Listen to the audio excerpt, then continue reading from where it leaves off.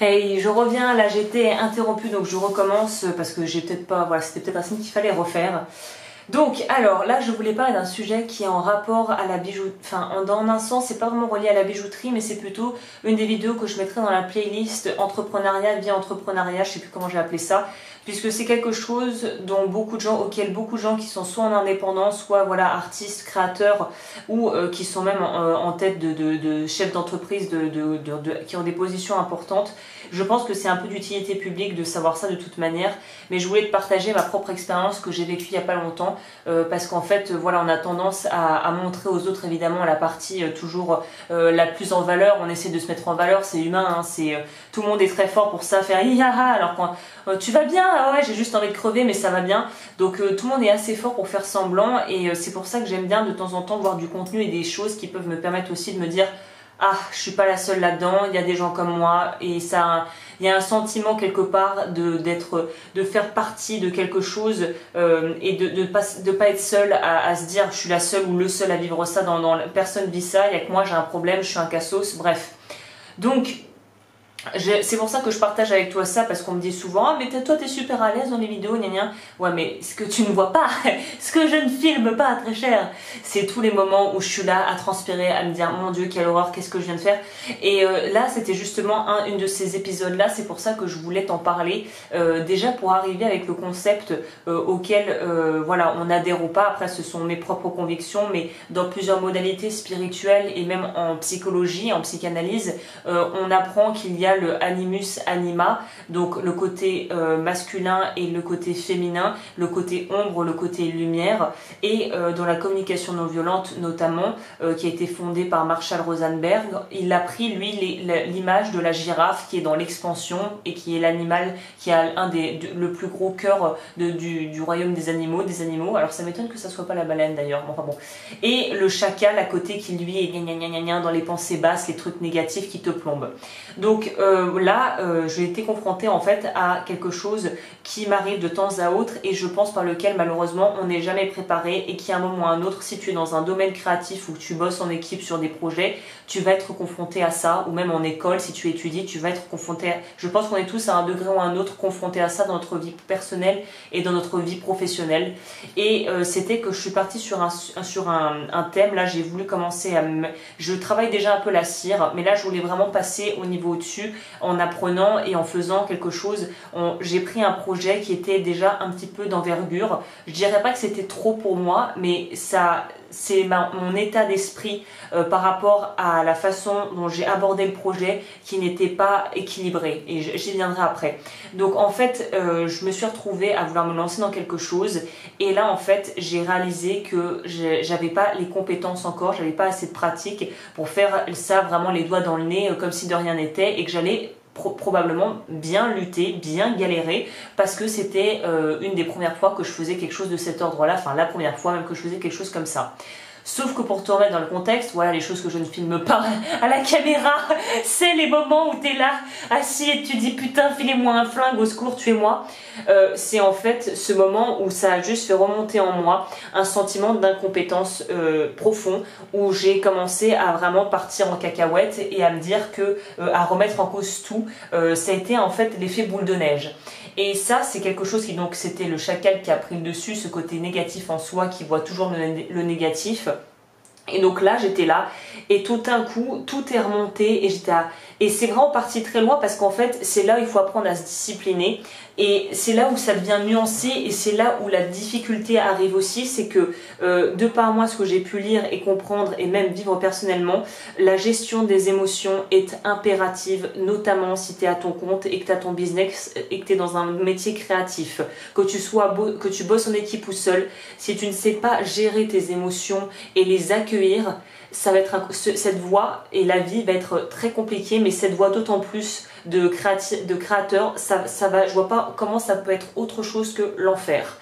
Et en fait, je vais pas entrer dans les détails de ce qu'on peut utiliser, mais en gros, moi donc là j'étais là devant mon établi, je voyais que j'étais en train de faire une grosse merde, que ça allait être super chaud, que j'étais vraiment pas du tout compétente, qu'il allait falloir beaucoup travailler, et là ça a fait remonter en moi tout un tas de choses qui doivent peut-être remonter aussi d'autres épisodes de l'enfance, de choses comme ça, et là je me suis sentie vraiment terrifiée terriblement incompétente et surtout impuissante vis-à-vis de mon incompétence.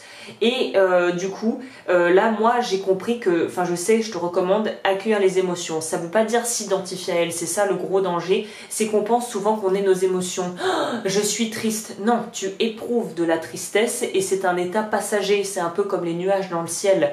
Ça va et ça vient, mais toi, tu restes là.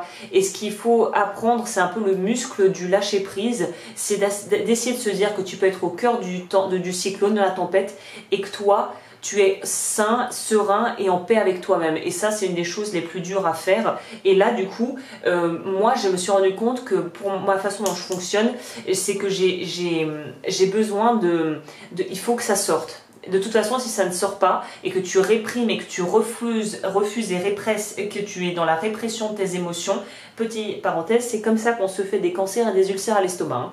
Bref. Et donc du coup, il faut que ça sorte d'une manière ou d'une autre, mais il faut d'abord pouvoir l'accueillir et accepter que ça soit là, sans pour autant s'identifier à ça. C'est là où réside toute la difficulté du truc.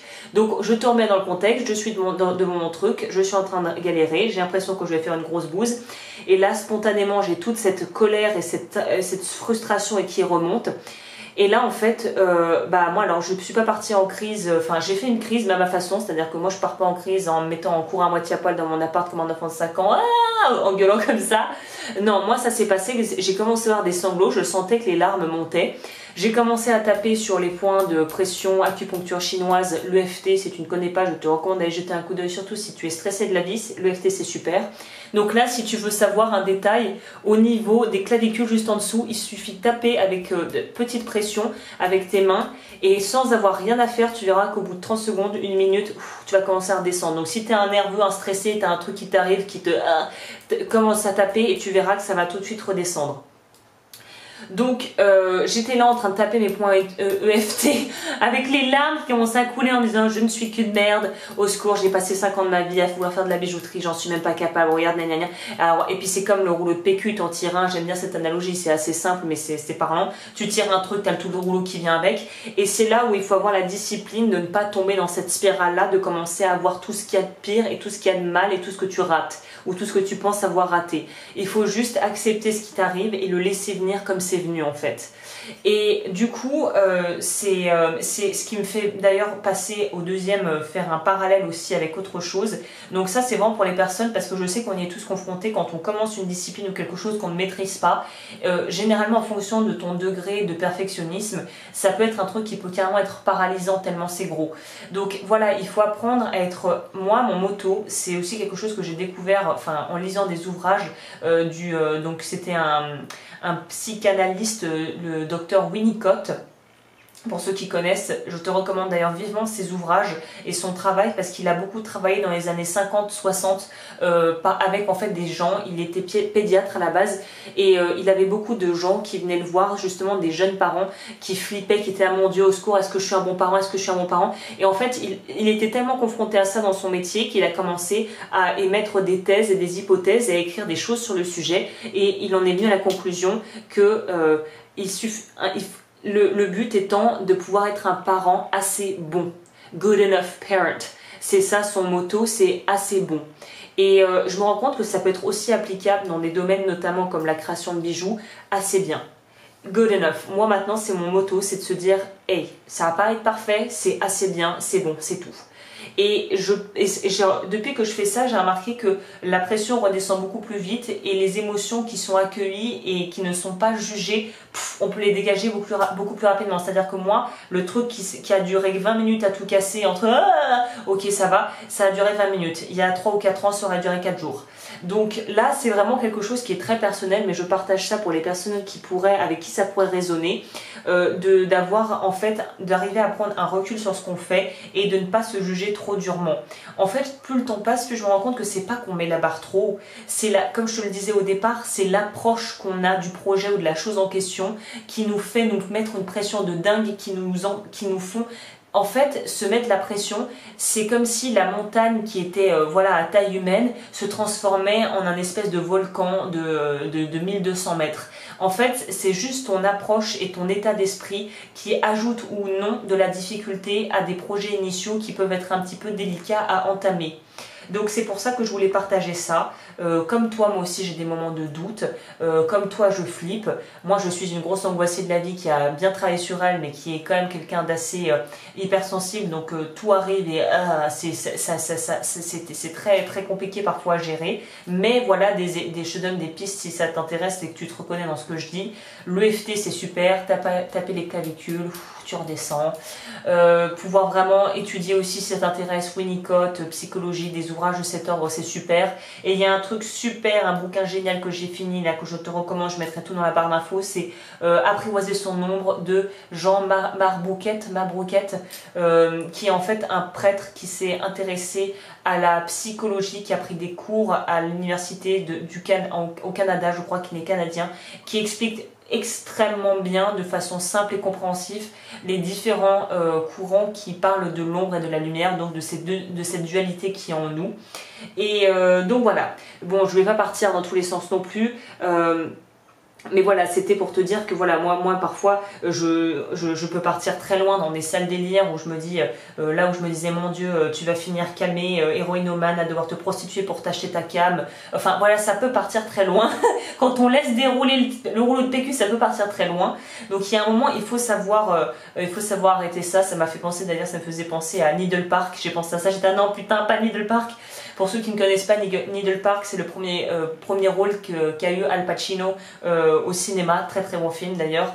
Mais bon voilà, si t'es du jour aussi à partir dans des gros délires où ça va loin, comme on dit en anglais le catastrophic thinking, pensée catastrophique, bah voilà, je pense que c'est des axes de réflexion qui pourront peut-être être utiles. Donc voilà, je voulais dire ça. Qu'est-ce que je voulais dire d'autre? Je boucle en disant que le dernier épisode sur les designers préférés qui m'ont vraiment marqué arrive d'ici, je pense que je le mettrai, je publierai ça dimanche qui arrive.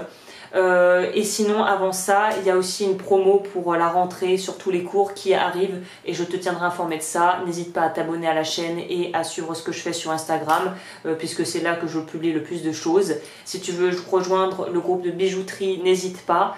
Et puis après, si tu souhaites avoir moins 15% chez Cooks & Clan toute l'année, il suffit d'être inscrit à mon site. Tout en haut à droite, les bases, tu auras un code coupon qui est applicable directement dans le panier. Je crois que j'ai tout dit. Je te dis à bientôt pour d'autres vidéos. Ciao!